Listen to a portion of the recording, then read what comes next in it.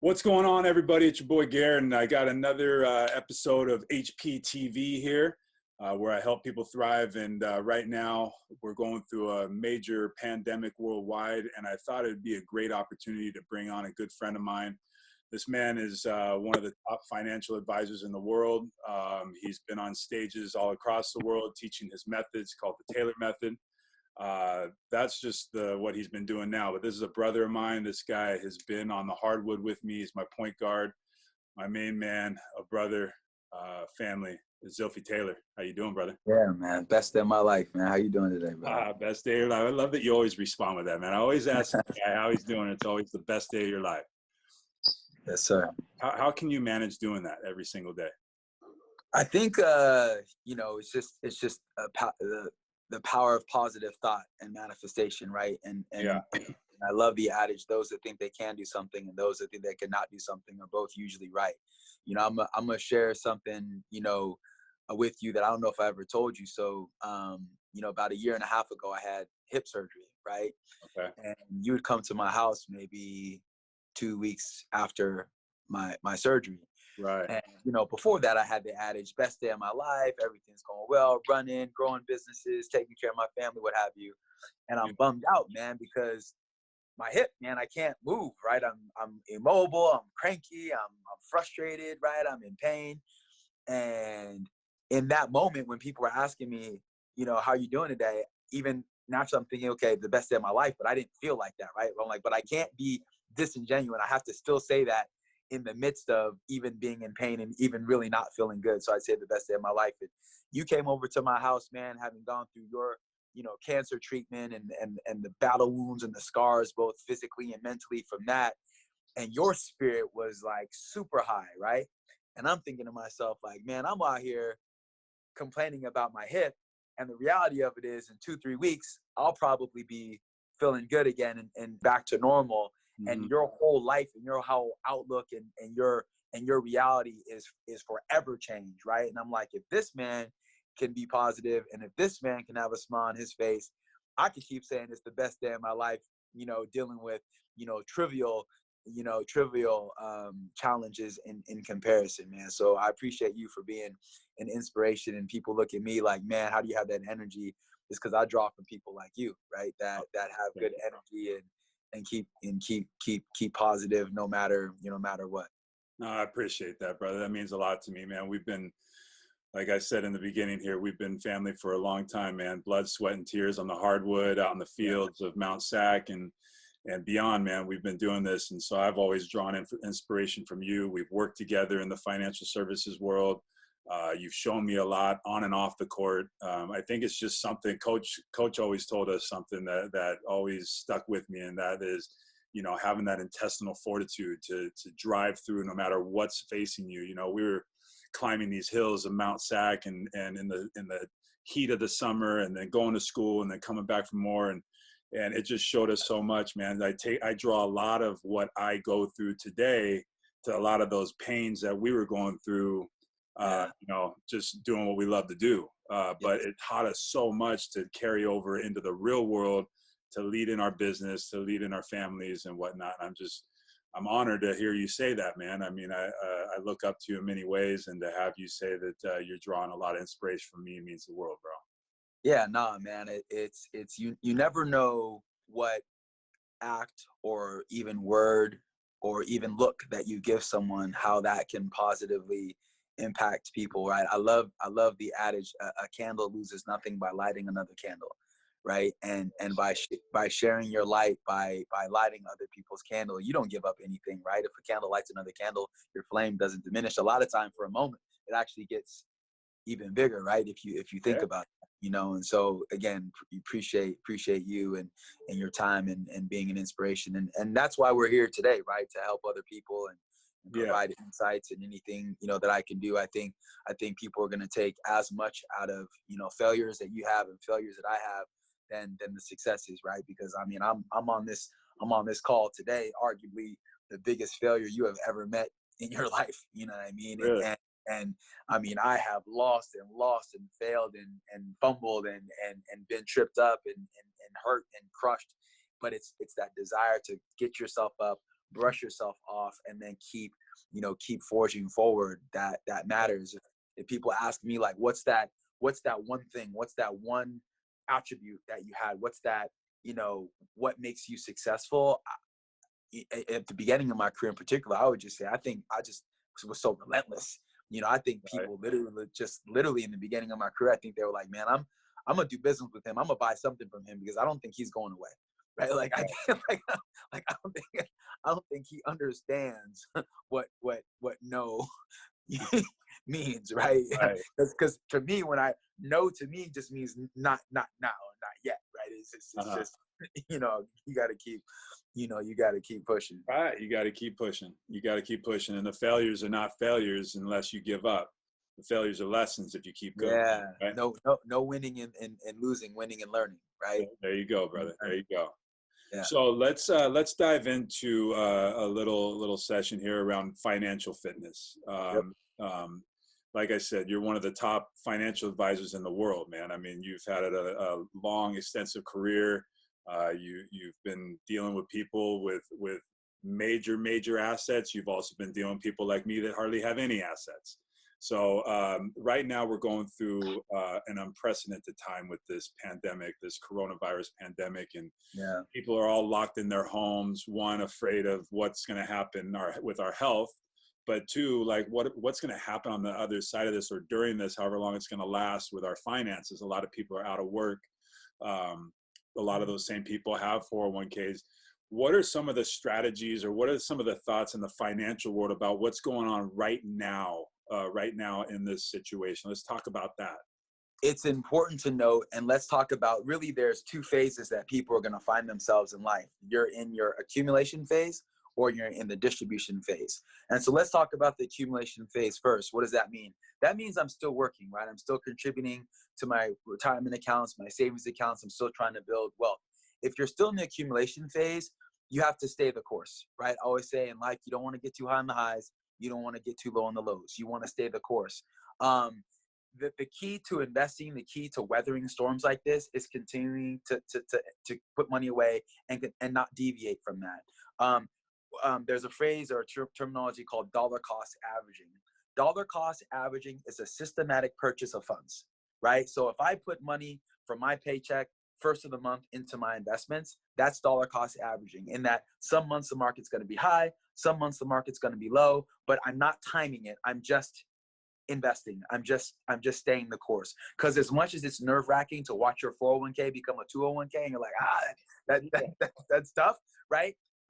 Those losses are really just on paper when you think about it, because you still own the same number of shares. It's just the value of those shares has diminished. So you have to look at that this way. When the market drops and goes from the Dow being at 29,000 and change to 18,000, right? You have to actually get a smile on your face because everything's on sale. The great Warren Buffett said, when everyone wants to get into the market, I want out.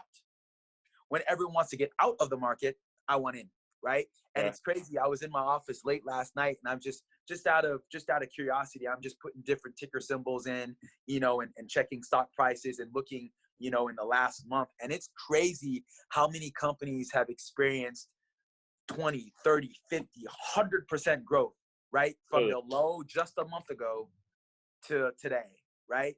If I were to tell my client I got them 50% return in 5 years, they'd be happy, let alone in 5 weeks. Right. You know what I mean? And so the challenge is, and it's so difficult. It's like, and I get it, right? The world is falling apart. Markets are collapsing. And your advice to me, Eszylfie, is to buy more? Like, kind of crazy. Like, I don't know, right? But yeah, because the thing is, and you mentioned, I don't actually like you put me on blast like that, saying I've been in the business for such a long career, like it's a long time, right? Well, they could tell by what you look like that it can't be that long. I mean, you still look like you're 21, bro. Black don't crack, you already know. But so we got 20 years, to your point. I've been in this market and I've seen the .coms become .gone, right? In the early 2000s. I've seen the credit crisis in 2008. I'm now experiencing this, novel coronavirus, shutdown and what that's doing. And every single time in the three major corrections I've witnessed and the 100 I've just studied, the 100 years, prior, anytime the market's been trading at a high, anytime, and has sold up, has had a correction, it has recouped those losses and hit a new high 100% of the time, right? The golden question is, when? Will it come back in a month, 6 months, a year, 10 years, 20 years? That's what we don't know. What makes this correction so interesting is that I think the speed at which it dropped and the speed in which it's recovered. I think at this point, we're probably maybe 15 to 18% off the high, but you got to consider just 4 weeks ago, we were 35% down. Yeah. Right. So that's pretty crazy to come back. And the crazy thing, when you think about it, when you look at the market and go, wow, if the market goes down 50%, dang, I got to get a 50% return to get back to even. And that's not the case. Think about it. If I have $100,000 and the market goes down 50%, I lose $50,000. I'm down at 50K. If I got a 50% return the very next year, 50% on 50,000 is 25,000. So I'm still down. Sure, so if I lose 50% of my money, I got to get 100% return to get back to even. So the fact that the market dropped 35% and is down now only 18, it's gone up more than 25, 30% in the last month, right? So I say that all to say, if you freaked out and pulled all your money out of the market a month ago, you lost a 30% recovery. You see what I'm saying? So there is no one has a crystal ball and can tell you the market's at its high at this point, the market's at a low at this point. If you're in the accumulation years, keep firing away. You and I play college basketball together. We know, right? It's not how many shots you make, it's how many you take. You got to get them up, right? You got to get them up. You got to keep shooting. And so that's my advice to people who are in the accumulation phase. Keep shooting, keep saving. If you're able to do so. If you go, man, that's great, but Eszylfie, I'm in that 26 million Americans that don't have a job, right? I'm unemployed, right? Then take heed, right? A lot of times we have to learn from these things. And unfortunately, before, it's funny, I was talking, not funny, but unfortunate about it. I was talking to a friend of mine the other day, and she said, man, Eszylfie, she said, I was living paycheck to paycheck when things were good, right? before the shutdown. Right. And now, geez, like, it's horrible. My husband's not working. You know, I got a kid. I'm pregnant. I got one more on the way. I'm not working. What do I do? And it's like, okay, we have to think and be better. Let's not let this pandemic, let's not let this crisis, the lessons to learn go to waste. Let's say, okay, what can we learn from that? And if I am able to save and invest, do so. And if you're not, you know, moving forward, okay, I need to be a better steward. And when things do recover, because they will, when things start to open up, and we're seeing that, you know, some states are starting to reopen up and businesses starting to open up again, that you will be better for it. The challenge is for those who are in the distribution phase, the people who are 60, 65, like, what do I do? And this is scary. This is why literally the last 3 years I have been preaching from the mountaintop, be prepared, a correction's coming, a correction's coming, right? Because we had gone 11 years without a bull run, the longest bull run in our country's history. So I knew something was coming. Now, I didn't know it would be a global pandemic would be the catalyst for the downturn, but I knew something was coming. It just had to. And so the challenge there is that, oh, you have to look at this and go, okay, what do I need to live? What do I need to be comfortable in life? And if you're at that number, then you have to take risk off the table, and you have to put yourself in a position with fixed income to make sure your basic needs are met, right? And I talked to a lot of people that had their number, Gary, and they're like, man, I'm there. But man, did you see the S&P last year? I did 30%. You're telling me to go to guarantees? I'm good. But you know the adage that pigs get fat and hogs get slaughtered, right? And so, you know, at the end of the day, you can't be so greedy and chase returns. I'm chasing returns. I'm chasing the next biggest thing. And then you leave yourself vulnerable, right? And so you have to say, what's most important to me? What do I need? And once I have that satisfied, that has to go off the table, risk off the table. If I have money in excess of that and I want to be aggressive, I want to take risks, by all means, then do so. But that's where you're at. If you're in the accumulation phase, stay the course, swing away, keep investing, keep saving, keep being a good steward. If you're in the distribution phase, protect what you have, protect your income. If you have money in excess of that and you want to be risky, again, it's your prerogative. You can do that. If unfortunately there's going to be a lot of people out there that were greedy And now with the losses, they won't recover. And that's the sad part, right? You thought you were retired, go back to work, right? And it's, wow, I was 63. I'm going to go back and get another job. That's the challenge, right? And so, you know, yeah, but that's, you know, that's the reality now. But I think in general, things will get better, right? You know, it doesn't rain forever. It will stop, and we'll be better for it. What are you seeing as far as like the entrepreneurs, the business owners? I mean, you obviously you talk to a lot of different people. There's a lot of people probably coming to you for advice. I know a lot of entrepreneurs that are probably going to be watching this. What's your advice? Or I love the adage, anything in life we're doing was deemed impossible until somebody did it, right? So there's the 3 I's.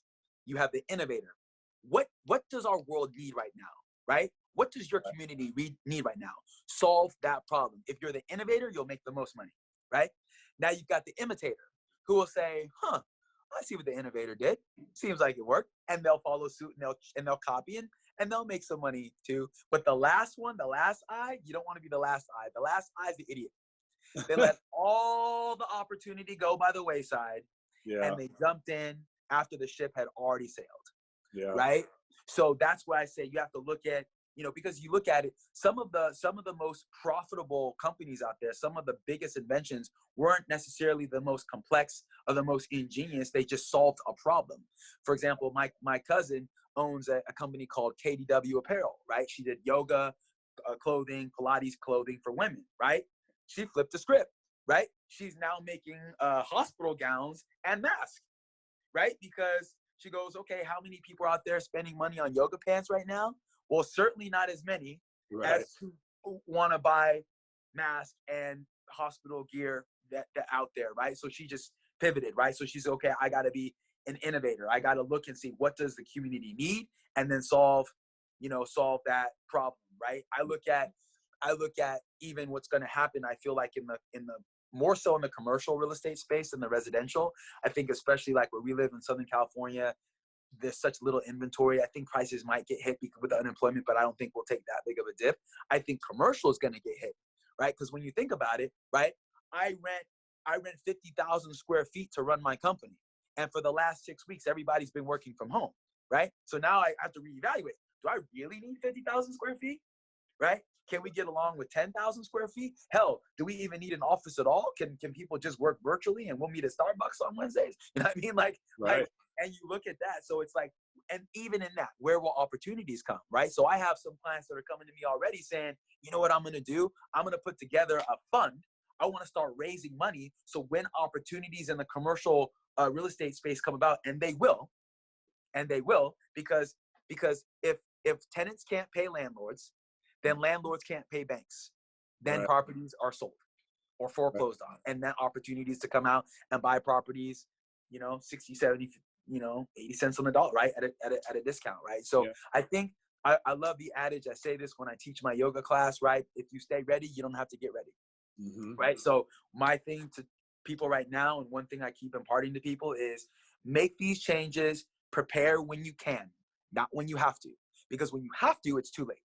When your back is against the wall, it's too late. When you still have time for resources and to make adjustments and to improve your life, do that now. Do it when you can, not when you have to. No, it makes sense. It's like the difference of being proactive versus reactive. We like to try and stay proactive. That way you're always ready. You don't have to get ready, right? Yep. Unfortunately, nobody saw this coming. And it was massive, and it put a screeching halt on everybody. But I think at the end of the day, the whole message is get in the game and stay in the game. And you may have to pivot a little bit, but that's life. I mean, not everybody just goes through life doing the same exact thing over and over and over again and gets the No, it's not linear, right? I love this thing where it goes, people think success looks like this, right? This linear line. And it's really like success looks like this like crazy thing, right? And at the end of the day, you said, but Eszylfie, I started here and I ended here, right? Isn't that linear? No, man. There's twists and turns and gaps and things, and it's your ability to weather that. It's your ability to stay the course, right? I mean, I don't care. Look at any industry, from business to music to sports to entertainment. Anybody great can tell you that story about sleeping on a couch, right? Eating top ramen, right? Yeah. You know, begging for money to put gas in their car before they, you know, before they hit it big, you know? And so, you know, that's the thing. Like, scared money doesn't get money, right? Scared money doesn't get money. And to that end, you know, scared psyche, right? Nothing, if you're afraid to take a risk, if you're afraid to put yourself out there, if you're afraid to swing, you're not going to hit anything, right? You have to believe in yourself. You have to see, this is the vision, this is what I'm after, and go. And this is like what I tell my three daughters, right? I tell them, if you're going to be wrong, you be wrong 100%, right? You be wrong. You know, if you're going to, let's run into that brick wall going 100 miles an hour and know for sure, right? Like, you know, do it. It's crazy, right? I tell people all the time, if you gave me, if you were driving, right, and you're new to a town, and you ask somebody, hey, how do I get to the mall, right? And let's say the mall is due west, right? It's due west. And you said, hey, I'm new to the area, how do I get to the mall? And I said, it's like it's over that there, like 5 miles that way, right? What would you do? You go ask somebody else. Exactly. Right? Yeah. And if the next person's like, man, mall, 8 miles, just that way, due east, what will you do? You will get in your car and you will drive 8 miles the wrong way. Why? Because the conviction and belief by which those directions were given. And that's life. Like, people want to be led by somebody who believes. People want to be led by somebody who's convicted about things. It's not enough to be right. It's not enough to be right. It's not enough to have a good idea. It's, are you willing to stand? Are you willing to sacrifice? Are you willing to put everything into what you have, right? To make it. And if you're willing to do that, then you have something, right? Because I can have all the talent in the world. I can have all the insights and calculations, right? And if I'm not ready to stand and shout from the mountaintop, like, let's go, follow me, you're on an island by yourself. Yeah. So right? true. Yeah, you got to be convicted. If you're not convicted, you ain't going to get anybody following. And again, we know that coming from the sports world. If you're going to be a leader on the floor, you got to be willing to run through those walls. To get. And it's easy. It's easy for people to go, oh, it's easy for you because you've attained the success, or you're this or that. I mean, no, you have to act as if. I mean, Gary, not to date us, bro, but I mean, I think you known each other almost 25 years, right? Yeah. And you'll be the first to say, right? I was just as brash. I was just as brash at 18 years old as I am today at 42. I was the same, right? I didn't have anything, right? I had one pair of tennis shoes and some some shorts that I used to put inside out. Right? I didn't have a lot, right? But I was like, the confidence was there, the swag was there. It was always change and the conviction, but it was also the willingness to do whatever it takes. Yeah. You know, when you put your mind to something, I've always seen you just go 100 miles an hour, 100%, all in. Like you've been drilling into your girls. If we're going to be wrong, we're going to be 100% wrong. Right. Right. We're going to make sure that we go all in to figure out what that looks like. And then we know when we move forward, we make a pivot. Yeah. So we've talked a little bit about financial fitness. I think it's a huge, huge thing right now. Everybody's worried about it. I don't know. I don't imagine you're probably moving a lot of different things, pivoting for a lot of people, advising that way. Let's talk a little bit about physical fitness. Yeah. You've been one of those guys. There's a few of them that I know that from our 18-year-old days to now has really stayed committed to it. I mean, you look at somebody like yourself, you haven't tarnished your body with any alcohol or any drugs or anything like that. You've always stayed real consistent and convicted to that. You've always stayed working out. I mean, your body speaks volumes with it. You're sculpted. You're a yoga instructor. You've been leading some people with some at-home workouts. Let's talk about physical fitness with being active and nurturing your body with the proper fuel, and what that looks like right now, and how the importance of that when we're staying at home. Yeah, I think it's really important, right? It's as a child, my dad used to always tell me, you're given one body, right? You're given one body, and he, from everything to like taking care of yourself, like, man, you know, put some Vaseline on your lips and lotion your body, take care of yourself, stop falling around and scraping your body all up. And as a kid, I'm like, you know, I didn't care. But he always used to tell me, you have one body. And so to that end, I've always thought about that, like, wow, like we have one body. We need to take care of it. And so physical fitness, there's three things. So funny, I've talked to you a little bit. I have a reality show that I'm working on, right? That will be coming out here this fall. It's called Mind, Body, Money. And we've talked a lot about mindset and this belief and this conviction. You know, we talk about now your body, right? You have to take care of your body. I don't care how much money you have, right? I don't care what job title you have. If you don't have your health, it's all for naught. Nobody was ever on their deathbed wishing they had more money, right? Nobody was ever in the ER like, I wish I had, you know, that I made 20% return last year. Nobody's there. You're wishing like, wow, I wish I had my health, right? And so you've got to take care of your body. And a lot of that comes down to not only the physical exercise, but your nutrition, what you're putting in your body. What are you eating? What are you drinking? Are you getting sufficient rest? And that's one thing, like, I would say that in particular, and trust me, I haven't been perfect, right? You know, when we were playing basketball in college, I was eating fast food every day, and y'all were probably sleeping 3 hours a night and running. But especially as I've gotten older, I'm like more mindful of eating clean, right? Lean meats, vegetables, fruits. I only drink water, right? Like literally, like I don't drink anything but water. And it's like not putting any junk into my body, because remembering that adage from that old man of mine, right? You only have one body. Right. Yeah. And once you ruin it, it ain't coming back. Right. And so it's crazy now at 42, I'm probably in as good a shape, if maybe even better shape than I was when we were playing college basketball, 18, 19, 20 years old, you know? And so I've just been big on that. And then trying to be an inspiration, you know, to others as well. People go, but Eszylfie, I don't have the time. And it's funny because being at home, right, there's no gym, there are no yoga classes, there's no, you know, boot camps. And one of these things that people keep saying, like, oh, you know, I'm doing all these little mini ones, right? Because if you're like, do this 90-minute boot camp, I'm like, I'm done. So I find all these did you say 10-minute abs? Oh, a 15-minute hit workout? Like, okay, I'm about that.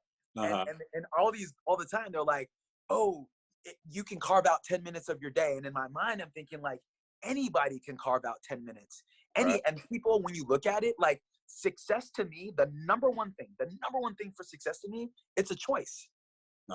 Right? Because people are like, man, Eszylfie, how do you do these things? And I own 6 companies and you're doing yoga and you've got the kids and you're traveling. Oh, how do you do all these things? It's a choice. It's a choice to remain disciplined. It's a choice to take care of and self-care, take care of my body first. I don't care what's going on. I'm waking up, I'm moving my body, I'm stretching, I'm doing yoga. I don't care.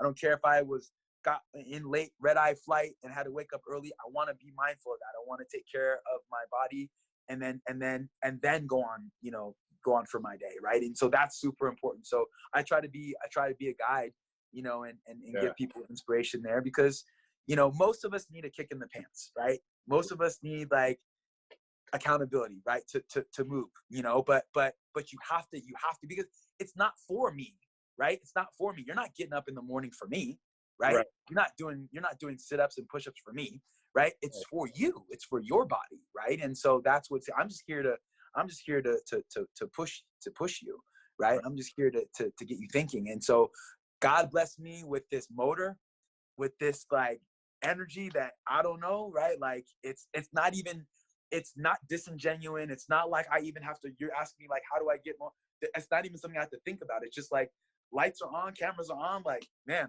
let's go, right? Like, let's go. And so if I can push someone and give them inspiration to be their best selves, whatever that is, right? Whatever that is, I don't care. It could be maybe 10 minutes. It could be 15 minutes a day. Do something, because I'll tell you what, I get it, but the binge watching that 5th episode on Netflix, right? You know, if you cut that a little short and do a little workout, hell, I don't care. Walk around your neighborhood. Right. You know what I mean? I just posted this thing on Instagram the other day, right? I have my girls.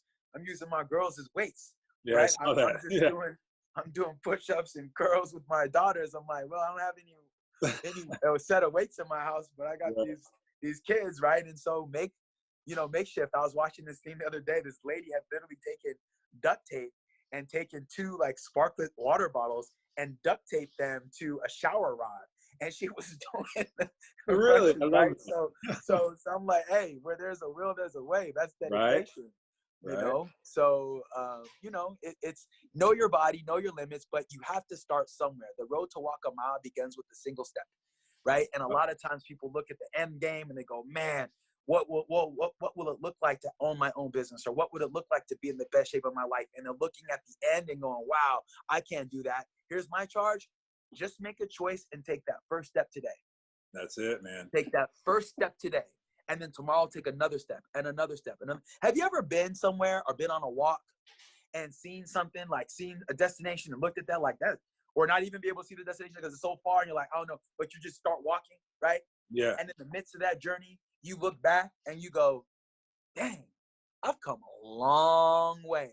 Yeah. And it's because one foot went in front of the other and you just kept it moving. And that's my thing. That's life. Right? If we look at this journey of life, some of us are blessed to live 70, 80, 90, 100 years, to each his own, right? But if you look, that's a lot of days, right? That's a lot of minutes. That's a lot of seconds, right? And so for me, don't waste one of them. Don't waste 1 second. And if you don't waste 1 second and you keep moving forward and keep pressing forward and keep, you know, doing your best, one day you're going to look back and go, wow, I've come a long way. Even as you're talking about some of the accolades and things I've experienced in my career, I don't even feel like that. I don't even feel that accomplished, right? But even now I look back and I'm like, wow, I've kind of done a lot of stuff, right? Yeah. Because, you know, like, you know, but I'm not satisfied. I'm not stopping, right? Like, you know, because when you stop growing, when you stop looking to get better, then you die. Right? You're growing or you're dying, right? So I want to keep pushing. I want to keep growing. I want to keep getting, you know, better. I want to keep helping other people, right? That's so important. So when you're talking about financial fitness and you're talking about physical fitness and you're talking about staying, keep motivated and disciplined to keep things moving forward, as you're reaching your pinnacles and your goals and stuff like that, because we talked about a lot of different things here within your career, within basketball, within your fitness, of different mountaintops, different summits that you've hit. And you're like, I'm not even satisfied. I don't even realize where I'm at right now. And sometimes I have to slow down just to reflect, to realize the accomplishments that I've had. A lot of people look at goals or whatever, and they look at these big mountains and like, oh, that's too much. Or they're getting to the point where they're like, I got to that point, now I'm here. And then they kind of stop and don't know what to do next. What do you find for yourself? What are some of the best practices for you to always set yourself up to continue climbing? I think that, and this is just, you know, me being 100% vulnerable, right? Like, you can never stop. And here's why. Like, so many of us equate happiness to achieving stuff, right? I'm not happy because I don't have this house, or I'm not happy because I don't have this car, or I'm not happy because I don't have this partner, or I'm not happy because I don't have kids, or I'm not happy because my business isn't at a certain level. And we make happiness about achieving certain things, right? And for good or bad, I came to a point in my life, I remember I was 30 years old, right? And I remember I pull into my driveway, I got the $1 million house, I got the Mercedes Benz, right? I got the wife and child at home, and I parked my car, and then it hit me, Gary. I thought to myself, oh crap, I'm not happy, because I made happiness all about achieving stuff. And in that moment, I realized I had all of the stuff. I had the house, I had the wife, I had the kid, I had the car, I had the money. And again, you could always have more, but all the things that I'd said, oh, but when I'm here, right, like then, and then at that point in my life, I had to stop and go, wow, I have to evaluate. It's not the stuff, right? It's not the tangible things that will make you happy, because I don't care how much money you make. I don't care what promotion you get. When you get it, what you'll realize is it was fleeting, right? Because and many of us can probably relate to this. When I came out of college, I thought, man, if I'm making $100,000 a year, I'm doing it, right? I'm doing it, right? Yeah. And come out, boom, I did it, Gary, $100,000 a year. Then I'm like, man, that's not that much money, but when I get to 250 though, I'm like, man, it's going down, right? 250 though, but 500, when you get to 5, and so forth. And as I've gone up and up and up and up, and I realized like, it's never going to be enough, because I think Puffy said it best, right? More money, more problems, right? And so you make more money and you realize you have bigger bills and more expenses and more responsibilities. And so for me now, it ain't about the money, right? It's about the journey. It's about pushing. It's about growing. And when the money becomes a byproduct of you following your passion, when the money becomes a byproduct of you living your best life, then the dollar amount, it doesn't really matter, right? There's something called the happiness quotient. I think it's like $72,000 or $73,000 a year. And it's called the happiness quotient because if you're making that sum of money, you can afford food, shelter, clothing, and transportation, the necessities. Anything you make over that doesn't make you happier. For anybody who's on this call right now, like, oh, I don't know what you're talking about. If I had $10 million, I'd be happier for a while, right? Right. And then when you bought that house and you bought the new car and you bought the boat and you bought the red bottoms and you bought then you'd go right back to being the same person you were before. Right. And so when you think about it being about the journey, about the fulfillment, and not the stuff, not the tangible stuff, and knowing that's great, right? I love nice clothes and cars like anybody else, but it's not why I do what I do. It's the byproduct of it. So that'd be my advice to people. Always look to grow, always look to get better. Because right, you're growing or you're dying, right? And so we want to keep growing. We want to keep, because it's like, how many people work their whole life? How many stories we hear? Someone works their whole life, they retire and they die, right? They stop working and they die, right? Or they retire and they get sick because their purpose. People are like, man, Eszylfie, like, you never get sick. I'm too tired. I'm moving too fast to get sick, right? Sickness can't catch me. Like, I'm not sitting down, right? Sickness is like, oh man, stop. Let me, it can't get me, right? I'm just moving, right? And so you gotta move, and that's evident. Every person watching this has been sick, woken up not feeling good one morning, right? Gotten up out of bed and did the whole day, and didn't even think about being sick again. Did the whole day. Got home, and then all of a sudden sickness overwhelmed you again. You know what I'm saying? Because now you stopped moving.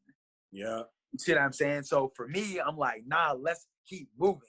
Let's keep pushing, right? I'm gonna stop for that 7-8 hours I need to rest. I'm gonna get that. But other than that, like, I'm going, man. God give us one life, right? As long as I've got breath in my body, like, man, we gotta go, right? Like, what do we? I'm so perturbed. I read this study that we spend somewhere like 21 years of our life sleeping. That makes me mad, right? I mean, I honestly believe, like, if I didn't need to sleep to function, I wouldn't. Like, I'd be like, man, we're wasting time. Like, right? You know, what can we be doing? You know what I mean? Yeah. So that's just me. And if that energy and that passion is infectious and that pushes someone to be the best version of themselves, man, I win, right? Win. Yeah. Like, whatever that is, not about the money. I don't care if you make 50 grand a year or make 50 grand a day. Be your best self. Be your best self. Right. Whatever that is to you, man, get it. Yeah, I mean, you look at the guy right behind you there, Mr. Michael Jordan. You think that he settled at one championship or one MVP? He was back in the gym that same night, grinding and not taking any days off. Kobe Bryant, we've seen the footage of those types of guys in the gym after big wins, after all these big accolades, still going out there, because the faster you run, the more impact that you make, the more success that you have, more people are going to be coming after you. The more that you have, the bigger you could fall, so you got to stay grinding. You got to stay active. And it's so important that you hit the nail on the head. It doesn't matter what you have. If you don't got your health, you've got nothing. Right. Nothing. I mean, I'm a testament to that. I've been struggling for a very long time financially. None of that mattered. None of that mattered when cancer hit my life. You know what I'm saying? Cancer doesn't care whether you got $100 in your checking account or $100 million, right? And at that point, your mortality, your idea of like, I've got to beat this for life so I can be here and be for my family, that trumps all. And I think a lot of times, and that's why again, the value in this pandemic, the value in the shutdown is it makes us prioritize. And trust me, Gary, like, this is hard for me. I thought being home for 2-3 weeks having hip surgery was hard. Like, man, now we're at week 6 going on 7. Can't, this is hard for me to sit still, right? But I'm like, wow, right? Like, if it doesn't challenge you, right, it doesn't change you, right? And so going through this now, like, okay, this is a challenge. I have to stop, I don't know how many, Gary, I'm home 5 o'clock, bro. 5 o'clock, me home Right? making dinner. You know what I'm saying? What Like is what? awesome? Like Yeah. every night? Oh no. Like, Yeah. but wow, look at the engagement with my daughters and being the time, and then even just sitting down by myself with nothing else, no sports to distract me, no parties, no events, no galas, no travel, like just home, just Yeah. just me and this guy, right? Right. Going through it, and it's like, wow, okay, that's. I feel like I have grown more emotionally and connected in this last even like 2-3, because I think the first month I was just resistant, but I just grown so much in that, and trying, what I'm trying to do right now, Gary, is get all the crap out of my life. Yeah. Right? Like anything that's weighing me down, anything that's like, even like going through social media and going like, if I don't actually have a genuine connection with these people that are following me or that I'm following, out. If they're just a distraction or something that isn't a part of my greater purpose or role in this earth, out. Yeah. Right? If I don't have engagement relationships with people that are genuine, that not only, there's two types of people. A good friend of mine, a business coach, Camille, said this to me. There's two types of people in your life. They're needers and they're feeders. Right? There are people that will need and take and take and take and drain you. And then there are people who will feed you and feed your spirit. And you want to be around people that feed you, and in turn you can feed them. But the people that drain you, the people that take away from you, you gotta cut them out. You've gone through a bout with cancer, right? And what do you have to do with cancer? You have to cut it out. Right. You have to get rid of it, right? Because you can't say, oh, it's here, it's localized, I think I'll be okay, right? Because if you leave it to its own devices, what will it do? It will spread and take over everything. You know what I mean? And so just like that, like you got to cut it out, right? And so, you've done that both physically and continue on that fight and that journey, and inspiration to other people. And by all means, my journey is very different than yours, and it's not a matter of better or worse. It's just different. But again, you're an inspiration. You're an inspiration to me and others, as I hope to be to people as well. And I love the adage, you can do things I cannot do. Yeah. I can do things you cannot do. And together we can do great things. I love that. I love that so much. I've heard you say that before, and I appreciate that so much. Gary and I, we played college together. One of my fondest memories of my man Gary, we were playing in the Santa Ana College Holiday Tournament. And we had some injuries on our team and some illnesses and some suspensions. So we go into this tournament with 6 people, 6 guys on our team, right? And we win the first game of the tournament, win the second game of the tournament, and the championship game. So with 6 guys, we go through 3 straight days. We go through and we win the Santa Ana tournament. And my man Gary over here, right? He said I was his point guard. I'm feeding this man. He's going nuts from 3, right? So we win the tournament. Gary over here, tournament MVP. And what that did was it showed me like, wow, even their strength in numbers, right? Their strength in even having a select few. One of my favorite movies is that movie 300, right? With the Greeks. There's 300 Greeks, and they're taking on this global empire, right? Of all these people trying to take over Greece, and 300 people literally kept off thousands, tens of thousands of people because they were banded together. And so that lesson, you talk about sports and the experience playing basketball in college, and how that translates into life is like, that's what that taught me too, right? Like, even in small numbers, even when the odds are against you, if you stick together and most importantly believe, right? And believe, and that's the cool thing there, is like everybody did their job, right? Everybody do your job. Everybody do your job, and we're gonna together. We can do it, right? It's like Mother Teresa, right? I alone, right, cannot change the world, right? I alone cannot change the world, but I can cast a stone. I can cast a stone in the water that makes many ripples. Right. And so like none of us in and of itself are gonna be life changers, right, per se. But again, we can cast that stone in the water and make many ripples and have a reverberating effect. So that's awesome. Yeah, that Santa Ana tournament, man, that was a special time. We were depleted, very depleted, and it's a testament to a group of, I think, 7 guys that all came together. We didn't even get to the 7th guy. I think Brandon came in the championship game. That's right. Even as I think about this, we had 6 guys. What if we couldn't foul out, right? Like if we fouled out, but we stayed focused, right? I don't even remember anyone even being in foul trouble, right? We're just so focused, like it's just 6 of us, right? And we got to stay the course. And so I love that, those experiences on the court, many years ago translate, not only off the court in the business, but in life and the things that we're doing, the things that we're doing today, and so no matter where anyone is in life, right? I don't care how abysmal things might seem. I don't care what you think, like, wow, I can't overcome, or Eszylfie not.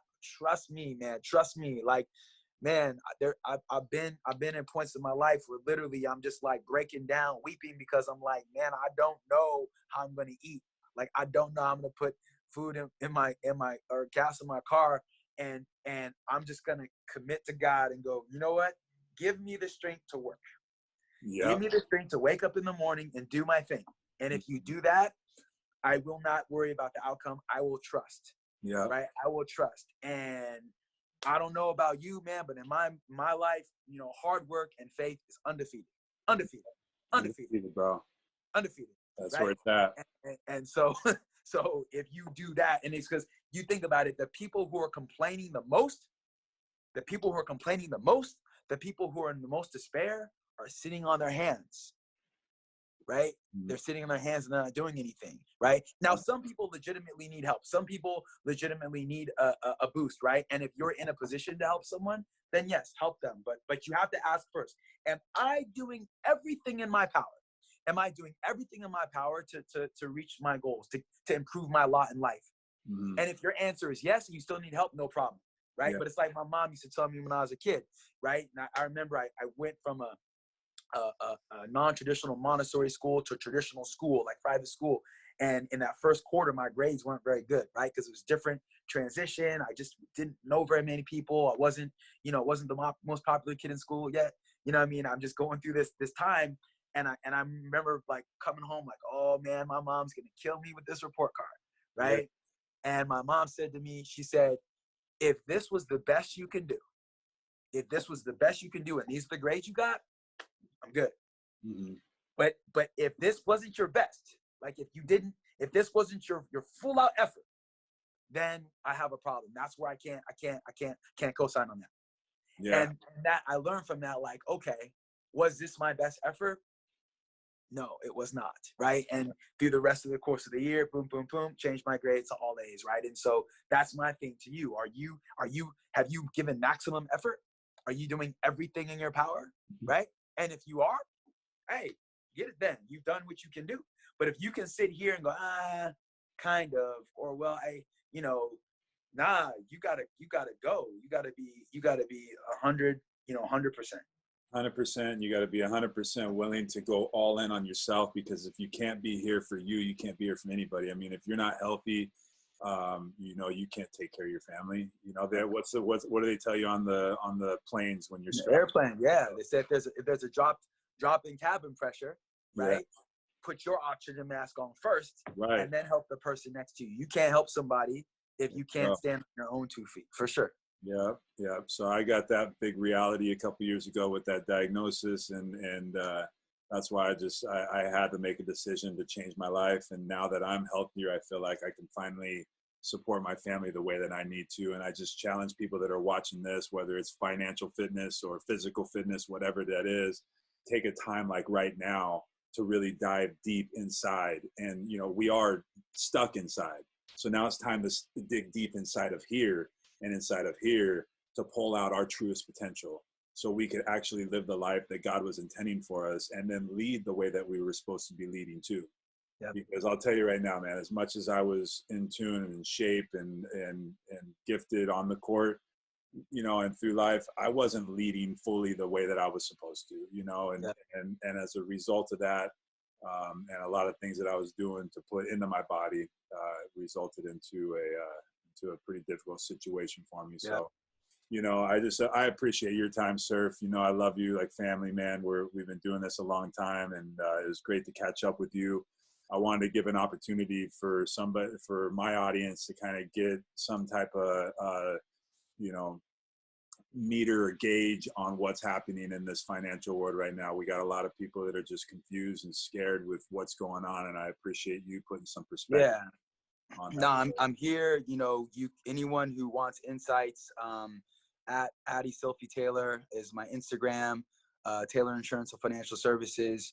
I'm here. I host a COVID-19 economic update every Friday morning, 9:30 a.m. Pacific. I will continue to do that. I have a book you can find on Amazon as well called Ask the Experts, a financial literacy book. Anybody that DMs me or emails me for a copy of that book, I'll send them a complimentary, copy. For me, it's just helping people and giving people. I think a lot of fear comes when you're in the unknown, when you don't know what's going on, right? And that's where fear comes. So making sure that you're educated, making sure that you have proper resources, and then once you have you're educated and you know the pros and cons of certain acts, then you can feel confident making decisions there. So I appreciate you for having me on your show. I appreciate your friendship, and I echo the sentiment, right? Brothers for life. Yeah, for sure, man. Yeah, man. Love you a lot, bro. You stay good, stay healthy. Give my love to the family. And thank you guys for tuning in. I hope that you took something from this. So whether it's financial fitness or physical fitness, let's get after it. Treat your body like a temple. Treat your financial securities like with a good studious and discipline behind that, and make sure you're making good decisions. We got a lot of opportunity out there. For sure. Thank you. And thank you guys. Appreciate y'all. All right, brother. Thank you. Good.